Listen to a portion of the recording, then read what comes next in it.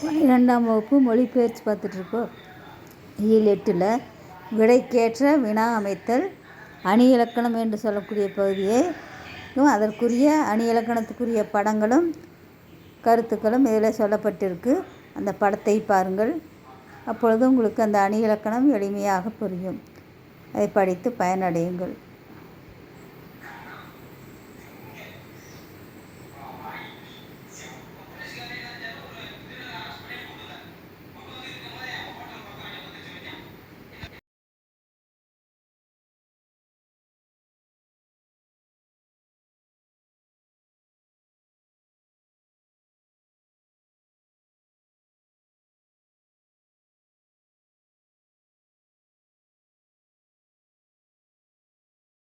வணக்கம்.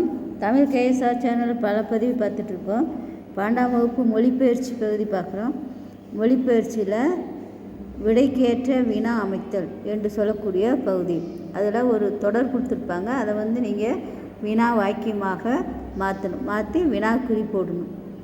அதில் ஒரு 5 பயிற்சி உங்களுக்கு சான்றாக கொடுக்கும். குடும்பம் என்ற சொல் முதலில் திருக்குறள் தான் இடம்பெற்றுள்ளது. குடும்பம் என்ற சொல் முதலில் எந்த நூலில் இடம்பெற்றுள்ளது என்று எழுதி வினாக்குறியிடணும். அடுத்து 2, நடுவண் அரசு 2005ஆம் ஆண்டு டிசம்பர் 23 அன்று தேசிய பேரிடர் மேலாண்மை ஆணையத்தை அமைத்தது.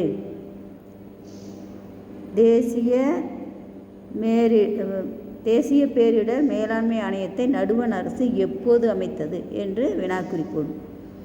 அடுத்தது, சாலைகளில் இடம்பெற்றிருக்கும் குறியீடுகள் போக்குவரத்தினை சீர் செய்யவும் பாதுகாப்பாக பயணிக்கும் உதவுகின்றன. இதற்குரிய வினா, போக்குவரத்தினை சீர் செய்யவும் பாதுகாப்பாக பயணிக்கவும் உதவுவன எவை?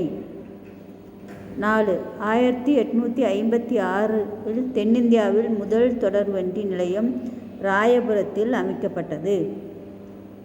தென்னிந்தியாவில் முதல் தொடர்வண்டி நிலையம் எங்கு எப்போது அமைக்கப்பட்டது? அடுத்து 5, யதார்த்த நிகழ்வை படைப்பாளுமையுடன் வெளிப்படுத்துவதே ஆவணப்படம் என்கிறார் கிரியோர்சன். ஆவணப்படம் குறித்து கிரியோர்சன் கூறுவது யாது என்று சுருக்கமான வினா. அடுத்த பகுதி அணி இலக்கணம். அந்த அணி இலக்கணத்துக்கு உங்களுக்கு 4 மதிப்பெண்கள். நிரல் நிறை முதல் அணியை சான்றாக நிரல் நிறை அணியை சான்றுடன் விளக்கு என்று சொல்லக்கூடிய வினா. முதல் அணி விளக்கு எழுதணும், சான்று எழுதணும், அதுக்கு அணி பொருத்தம் அல்லது பொருள் விளக்கம் என்று சொல்லி தலைப்பில் எழுதணும். நிரல் நிறை அணியை அணி இலக்கணம் சொல்லையும் பொருளையும் வரிசையாக நிறுத்தி அவ்வரிசைப்படியே பொருள் கொள்வது நிரல் நிறை அணி எனப்படும். சான்று, அன்பும் மரணம் உடைத்தாயின் இல்வாழ்க்கை பண்பும் பயனும் அது என்ற குறள். அணி பொருத்தம், அன்பு அரண் என்ற முதலில் வரிசைப்படுத்தி பின்னர் அன்புடைய வாழ்வு பண்புடையது என்றும் அறமுடைய வாழ்வு பயனுடையது என்றும் வரிசைப்படுத்தி கூறியிருப்பது இது நிரல் நிறை அணியை சேர்ந்ததாகும். அடுத்தது 2வது வினா, ஏகதேச உருவு அணியை சான்று தந்து விளக்குக. அணி இலக்கணம் அல்லது அணி விளக்கம் போடலாம். தொடர்புடைய இரு பொருள்களில் ஒன்றை மட்டும் உருவப்படுத்தி மற்றொன்றை உருவப்படுத்தாமல் விடுவது ஏகதேச உருவகன் அணியாகும். சான்று, சினமென்னும் சேர்ந்தாரை கொள்ளி இனமென்னும் ஏம புனையை சுடும். அணி பொருத்தம், இக்குறளில் சுற்றத்தை தெப்பமாக உருவப்படுத்தி சினத்தை நெருப்பாக உருவப்படுத்தாமல் விட்டதால் இது ஏகதேச உருவக அணியாகும். அடுத்தது, தொழில் உவமை அணியை சான்று தந்து விளக்குக. அணி விளக்கம், ஒரு பொருளின் தொழில் அல்லது செயல் காரணமாக அமையும் உவமை தொழில் உவமை எனப்படும்.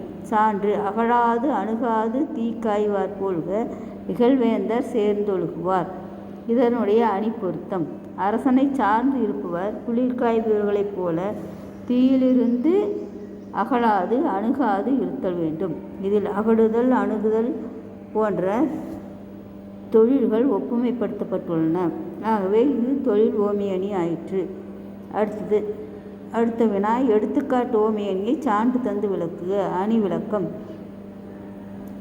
செயலில் உவமை ஓமேயம் இரண்டும் வெளிப்பட்டு உவம உருவு மறைந்து வருவது எடுத்துக்காட்டு ஓமை அணியாகும்.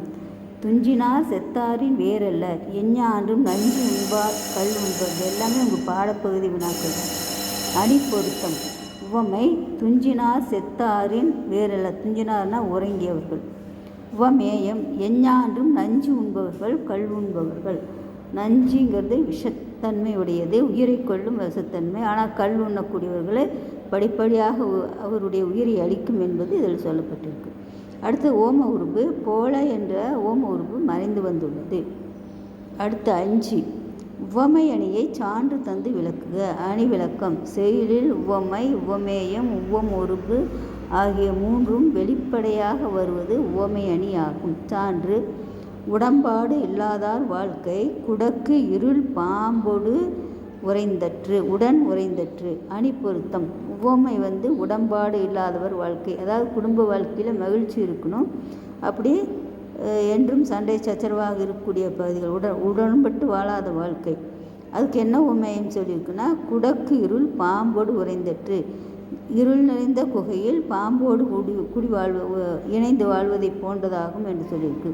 இதில் ஓம உருபு என்று சொன்னால் அற்று என்று சொல்லக்கூடியது. அடுத்தது 6வது சொற்பொருள் பின் வருநிலை அணியை சான்றுடன் விளக்குக. இதை அடுத்த வகுப்பில் பார்ப்போம். நன்றி, வணக்கம். இந்த பகுதியை பாருங்கள். இதற்குரிய படங்களும் இதோடு இணைக்கப்படும்.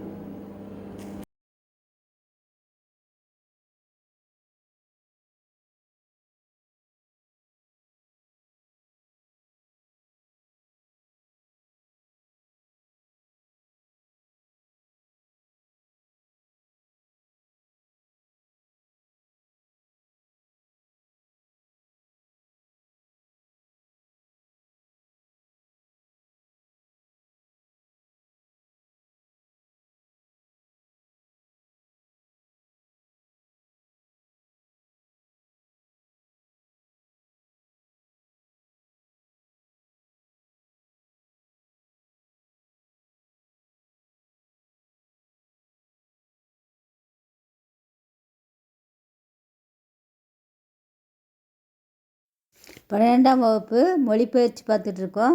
மரபு சொற்களை தொடரில் அமைத்தல், அதுக்கப்புறம் மரபு பிழை நீக்குதல் என்ற மொழிபெயர்ச்சி பகுதிகள் பார்த்து நிறுத்தற்குறியீடு போன்ற மொழிபெயர்ச்சிகள் பார்த்துருக்கோம். அந்த பகுதியை படிங்கள். படித்து நன்கு மதிப்பெண் பெறுங்கள். நன்றி, வணக்கம்.